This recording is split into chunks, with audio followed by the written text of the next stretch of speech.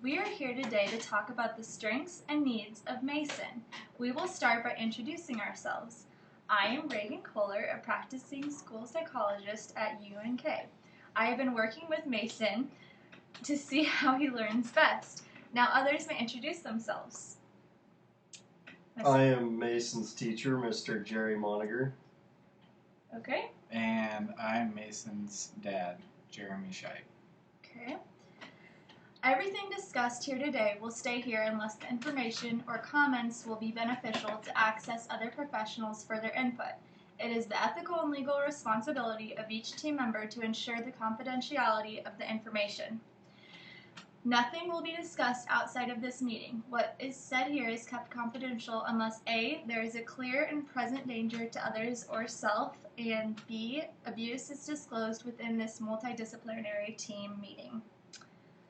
Okay, well, we're going to move on to the purpose. Our purpose here today is to discuss Mason's strengths and develop extra modifications we can do to help make Mason's school day be more successful. All team members play a significant part in the evaluation of Mason, especially Dad. It is important to hear each member's concern, questions, and knowledge of the student. Sometimes the person who knows the child the best say the least, and you know your child the best, so please share whatever you feel necessary.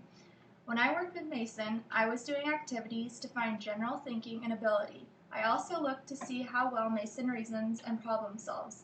When Mason's cognitive skills are compared to his academic skills, they are commensurate, which means he is doing well and making progress, which is an indicator that the modifications at home and school are working. We also looked at general skills in reading, math, and writing. Does anyone have any questions or comments thus far? No, I can't think of anything right now. Okay, let's start by talking about the reasons we were brought here today. Let's share any specific areas of need we have about Mason. First, Mason has difficulties reading when he leaves his glasses at home, but when he wears them, he doesn't seem to struggle as much. Mason has difficulties focusing during school when he doesn't wear his glasses. I have noticed that Mason doesn't pay attention in class unless he has one-on-one time with his teacher. Mason struggles with sitting in the back of the room during lecture and activities in the general education classroom. Dad, would you like to add anything? I guess I would agree with both of those things. He always has a headache when he comes home when he doesn't wear his glasses at class. So, okay. And it does seem that his test scores are higher in the classes where he sits closer to the front. So. Okay, great. Mr. Moniger? We have actually tried to get him to sit at the front of the classroom more, but he's also a very social person, so sitting at the front for him is not something that he likes much, but he's coming along quite well. Good, okay. Well, we're going to move right along to some of his strengths. We all like to feel good, so let's talk about Mason and what he does well. Dad, if you would begin by sharing strengths that you see in Mason. Well, as he said, he's very outgoing, so I think he's good at voicing when he has an opinion or when he feels like something could be changed and how he could be taught better. So okay, I've always great. noticed that.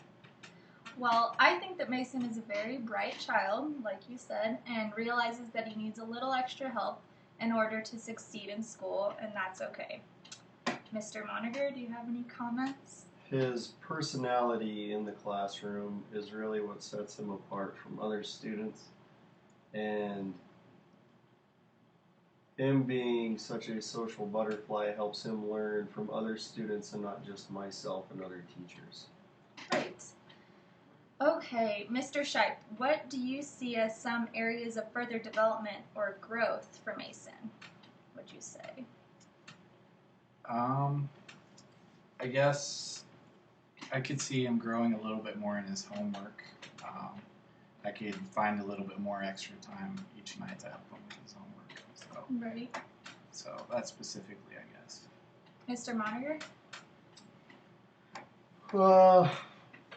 We do have teachers' aides who come in from time to time and we could just not really single him out, but just make sure that myself or one of the teacher's aides are going around and making sure that he's not falling behind at all and just kind of keeping up with us more than what we already do. Yeah, I think that'd be a really great idea. I think that Mason can learn to develop more appropriate communication skills. I observed him in the classroom, and he communicates with the teachers well, but he might not understand an activity or visually see it. So if he would just walk up to the teacher and maybe ask to be moved to the front, that may be a little easier for him.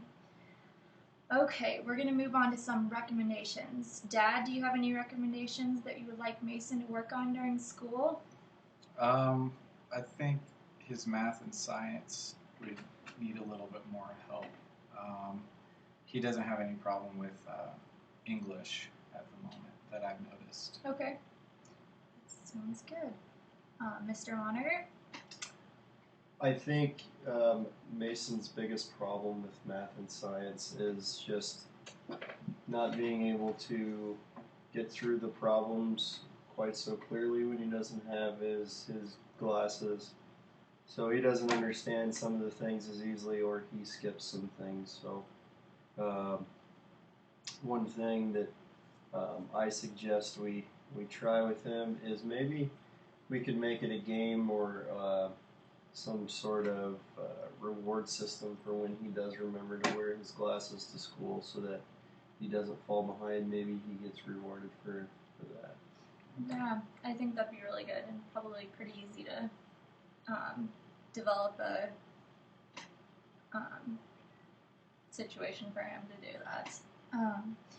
Okay, well, I'm going to read off the deaf blindness verification. To qualify for special education services in the category of deaf blindness, the child must have concomitant hearing and visual impairments, the combination of which causes severe communication needs and other developmental and educational needs. The severity of these needs is such that they cannot be accommodated in special education programs solely for children with deafness or blindness. So at this time, does anyone have any questions? Okay. And on behalf of the staff, thank you, Dad. Thank you, Mr. Moniger, for coming here today. Your being here is very much appreciated by everyone. So thank you. You're welcome.